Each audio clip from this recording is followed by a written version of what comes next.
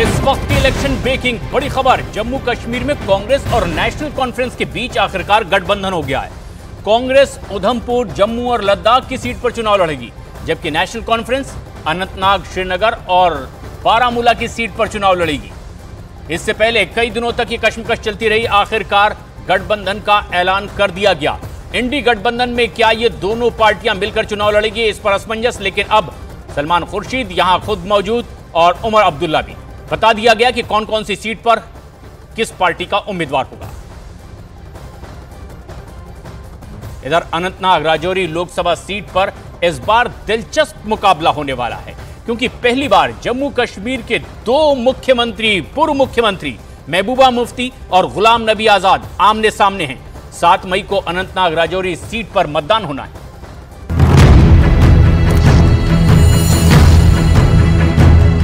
जम्मू कश्मीर के मुख्यमंत्री रहे दो कद्दावर नेता चुनावी मैदान में दो दो हाथ करने वाले हैं। एक तरफ है पीडीपी अध्यक्ष महबूबा मुफ्ती और उनको टक्कर दे रहे हैं कांग्रेस छोड़कर अपनी पार्टी बनाने वाले गुलाम नबी आजाद। दोनों ही जम्मू कश्मीर की सत्ता संभाल चुके हैं। अनंतनाग राजौरी सीट से लोकसभा पहुंचने की तैयारी में है। गुलाम नबी आजाद पहले ही अनंतनाग राजौरी सीट से चुनाव लड़ने का ऐलान कर चुके हैं। वहीं महबूबा मुफ्ती अब मैदान में उतरी हैं।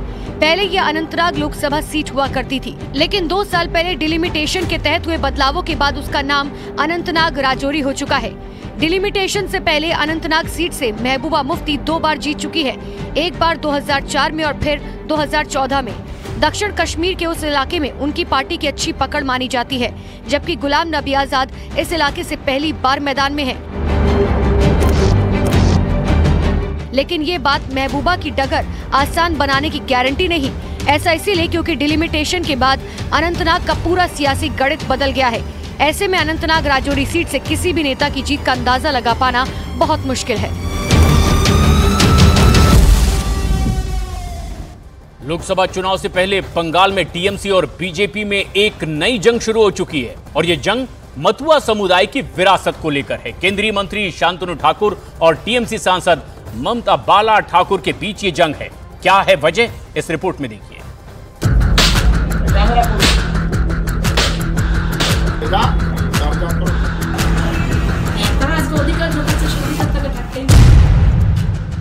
बंगाल के उत्तर 24 परगना में नया सियासी उबाल।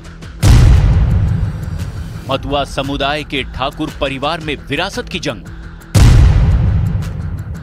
बड़ों मां की विरासत पर अधिकार की लड़ाई।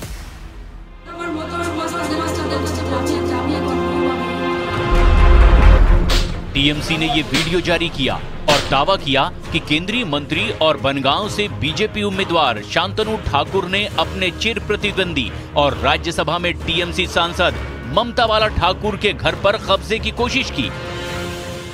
तस्वीरों के जरिए दावा किया गया कि घर का दरवाजा तोड़ते हुए शांतनु ठाकुर और उनके समर्थक दिखाई दे रहे हैं।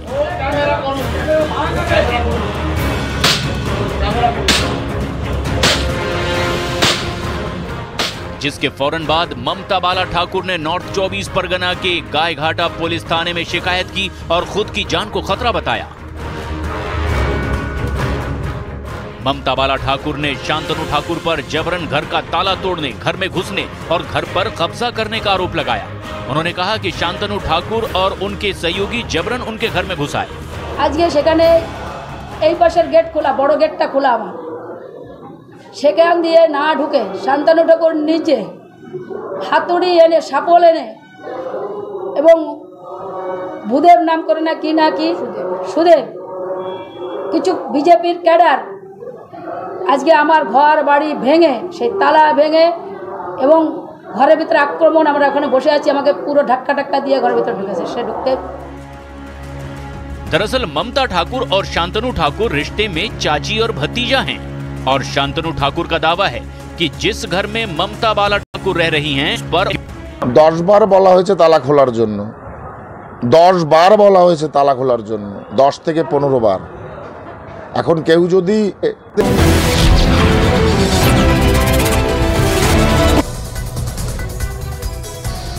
छत्तीसगढ़ के बस्तर में पीएम मोदी कांग्रेस पर बरसे, कांग्रेस पर तुष्टीकरण का आरोप लगाया और कहा कि कांग्रेस के घोषणा पत्र में मुस्लिम लीग की छाप है।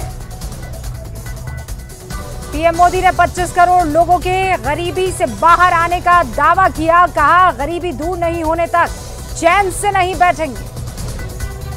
पीएम ने कहा कि 2014 के बाद पूरा का पूरा पैसा खाते में आता है। पहले 1 रुपए में महज 15 पैसे ही गरीब तक पहुंच पाता था।